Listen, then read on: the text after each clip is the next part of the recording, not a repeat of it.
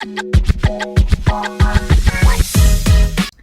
Everyone, welcome back to the channel. मेरा नाम है अंकिता शर्मा और मैं आ गई हूँ एक और नए वीडियो के साथ।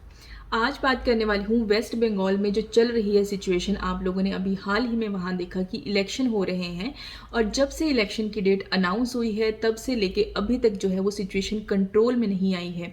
वहाँ पे दंगे हो रहे हैं, लोगों की जान जा रही है।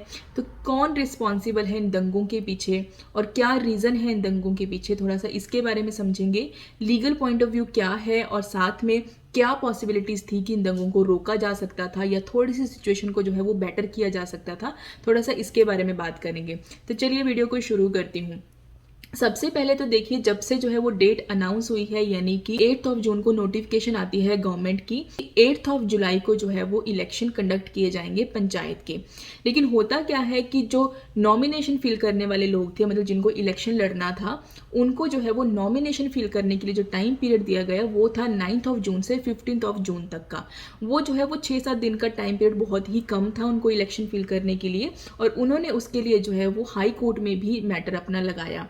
उनका ये कहना था कि 60,000 नॉमिनेशन फिल किए जाने हैं और नॉमिनेशन का टाइम पीरियड जो है वो बहुत ही कम है, और इसके साथ ये जो 6-7 दिन का विंडो दी हुई है इसमें भी सिर्फ 4 घंटे के लिए ही जो है वो ऑफिसेज खुले होंगे जहाँ पे नॉमिनेशन फिल किया जाएगा।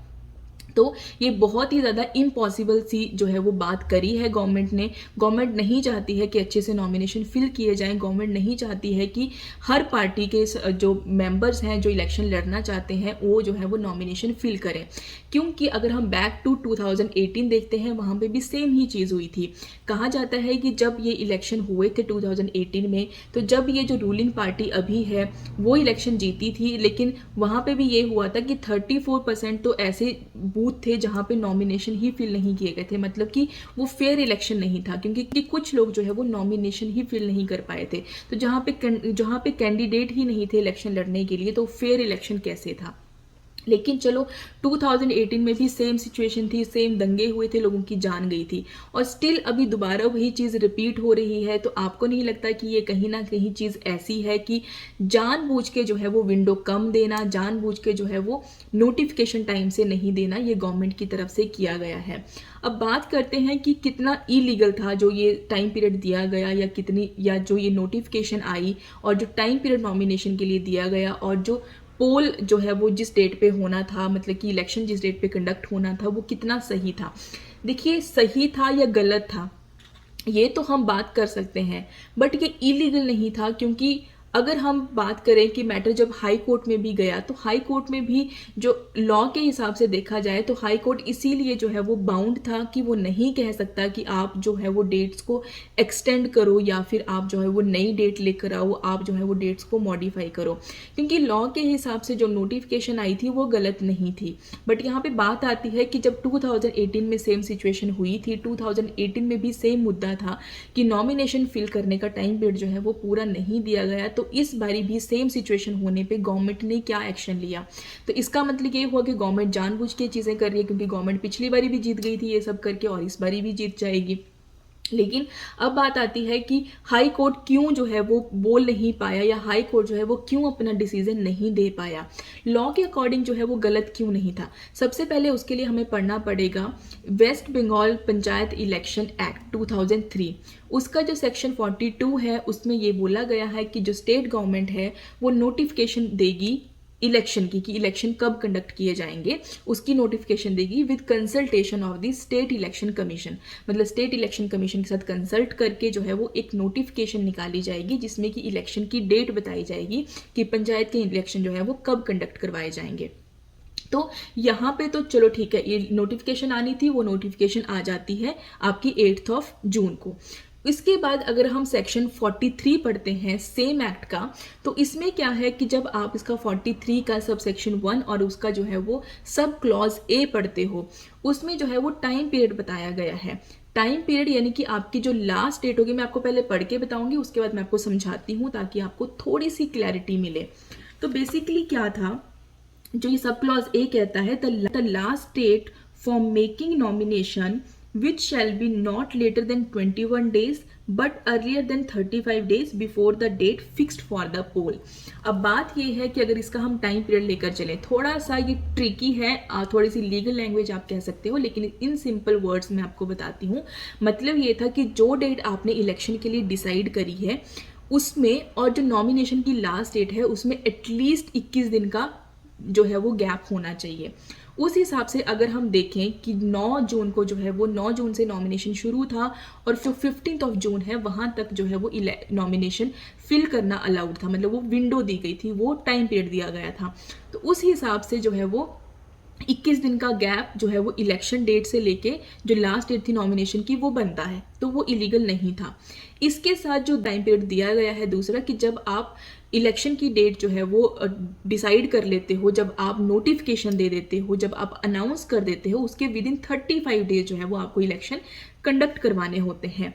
अब इसमें ये नहीं बोला है कि आपको एटलीस्ट जो है वो 35 डेज का टाइम पीरियड लेना है, इसमें है कि विद इन 35 डेज आपको जो है वो इलेक्शन कंडक्ट करवाने हैं एक तरह से। अब वहाँ पे भी जो है वो इलीगल वाला कुछ नहीं था, वहाँ पे भी इलीगल नहीं है कोई भी चीज़।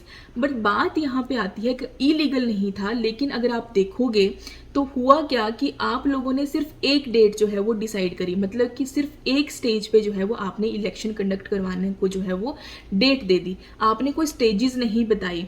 क्योंकि है क्या कि क्योंकि होता क्या है कि कहीं पे नॉमिनेशंस के कैंडिडेट ज़्यादा होते हैं, कहीं पे कम होते हैं, कहीं पे एरिया ज़्यादा है, कहीं पे एरिया कम है।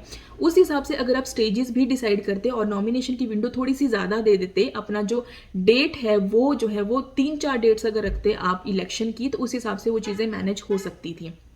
लेकिन यहाँ पे डेट भी एक ही दी गई और 60,000 जो है वो नॉमिनेशन फिल करना था जस्ट इन 6 और 7 डेज आई गेस। ठीक है, तो होता क्या है इसकी वजह से कि ठीक है आप लीगली आप गलत नहीं हुए, लेकिन आइडियली अगर आप देखो तो 2018 में सेम चीज़ हुई थी। तो इस बार आप क्या कर सकते थे, आप नोटिफिकेशन थोड़ा जल्दी निकाल सकते थे। जल्दी मतलब कि आप अगर 3 जून को भी नोटिफिकेशन दे दे और अगर 4 ऑफ जून से 15 ऑफ जून तक का भी अगर आप टाइम पीरियड रखते तो लोगों के पास इनफ टाइम होता अपना नॉमिनेशन फिल करने का। लेकिन गवर्नमेंट को ये चीज़ पता थी कि अगर इतना टाइम पीरियड देंगे तो सारे नॉमिनेशन अच्छे से फिल हो जाएंगे, मतलब उनका जो compete करना है, मतलब कि उनका जो कंपटीशन है वो बढ़ जाएगा। तो कहीं ना कहीं देखिए ये सीधा सीधा आप लोग अगर लॉ को पढ़ते हो उसके साथ अगर आप चीज़ों को देखते हो, अगर आप हिस्ट्री उठा के देख लेते हो वेस्ट बंगाल की, तो होता क्या है कि जब आपके साथ एक चीज़ कभी हो गई है ना, सेम चीज़ आप रिपीट कर रहे हो नेक्स्ट टाइम पे भी, सिर्फ अपने गेन के लिए, सिर्फ अपने प्रॉफिट के लिए। लीगली अगर आपको गलत नहीं जाना था तो आप इतना तो कर सकते थे कि आप अपनी नोटिफिकेशन 3 जून को निकाल देते। नोटिफिकेशन तो आप निकालने ही वाले थे, तो क्यों आपने जो है वो 8 ऑफ जून तक वेट किया, क्योंकि आपको पता था कि आपको जो है वो सिर्फ 21 दिन का गैप रखना है लास्ट डे ऑफ नॉमिनेशन से लेके जो इलेक्शन का डेट है उससे। लेकिन 35 डेज में तो आप जो है वो थोड़ा सा फ्री थे कि 35 डेज के अंदर अंदर आपको आपको जो है वो इलेक्शन कंडक्ट करवाना है। उस हिसाब से आप लीगली आप गलत नहीं हुए, लेकिन आइडियली आप गलत है, क्योंकि आपको पता है कि ऐसा होगा तो फिर से दंगे होंगे, नॉमिनेशन ढंग से फिल नहीं किए जाएंगे और आपके जीतने के चांसेस फिर से बढ़ जाएंगे। तो ये बिल्कुल सोच समझ के किया हुआ फैसला होता है, ऐसा नहीं है कि गवर्नमेंट ने कुछ कर दिया। अगर वो इलीगल नहीं कर रही है लेकिन फिर भी अगर वो अपने लोगों के लिए अच्छा नहीं कर पा रही है तो वो कहीं से भी सही नहीं होता है। दूसरी बात है कि हाई कोर्ट में मैटर जाने के बाद भी हाई कोर्ट ने सिर्फ सजेशन दिया, हाई कोर्ट ने जो है वो मॉडिफाई करने के लिए नहीं कहा, हाई कोर्ट ने जो है वो डेट्स को चेंज करने के लिए नहीं, उसके ऊपर जो है वो एक्सटेंड करने के ऊपर जो स्टेट कमीशन था उसने एक एफिडेविट दे दिया कि हम सिर्फ ज़्यादा से ज़्यादा एक डेट जो है वो एक दिन जो है वो बढ़ा सकते हैं, उससे कोई भी पर्पस सॉल्व होना नहीं था। क्योंकि देखिए आपने जो है वो डेट दी, उसमें कई लोग जो है नॉमिनेशन वापस भी लेते हैं तो उसके लिए भी इनफ टाइम चाहिए रहता है, 3rd डे जो है वो नॉमिनेशन वापस लिया जाता है। तो आपने बिल्कुल ना पूरी सी विंडो रखी कि आप जो है वो लीगली भी गलत ना हो, लेकिन आपको जो मेन आपका मकसद था वो ये था कि आपको ज़्यादा टाइम पीरियड नहीं देना है नॉमिनेशन के लिए, वही आपने यहाँ पे भी शो किया। तो क्या आपको नहीं लगता कि गवर्नमेंट जो है वो रिस्पॉन्सिबल है, सीधा सीधा रिस्पॉन्सिबल है? इसके साथ रिस्पॉन्सिबल है स्टेट इलेक्शन कमीशन। ये ड्यूटी कि जो इलेक्शंस हैं वो जो है वो बिल्कुल स्मूथ, बिल्कुल लॉ एंड ऑर्डर में हो, ये स्टेट इलेक्शन की ड्यूटी बनती है। लेकिन स्टेट इलेक्शन ने अपनी जो है वो प्ली दी हाई कोर्ट है उसके सामने कि बिना स्टेट गवर्नमेंट के कंसल्टेशन के वो जो है वो नहीं चेंज कर सकता कोई भी डेट या मॉडिफाई नहीं कर सकता डेट को। लेकिन ये ड्यूटी तो दोनों की ही बनती थी कि दोनों अपनी कंसल्टेशन के साथ एक आइडिया आइडल जो है वो टाइम पीरियड दे नॉमिनेशन फिल करने का। भी स्टेजेस आप नहीं लेकर आ रहे हो ठीक है, लेकिन उसके लिए आपको जो है वो टाइम पीरियड तो आपको देना ही पड़ना था नॉमिनेशन जो है वो ढंग से फिल करने का। हुआ क्या उसकी वजह से, जो आपने किया, आपने अपना पर्पस सॉल्व किया, आपने छोटी विंडो दी, लोगों ने एक दूसरे को मारना काटना शुरू कर दिया, और यही शायद आप लोग चाहते थे।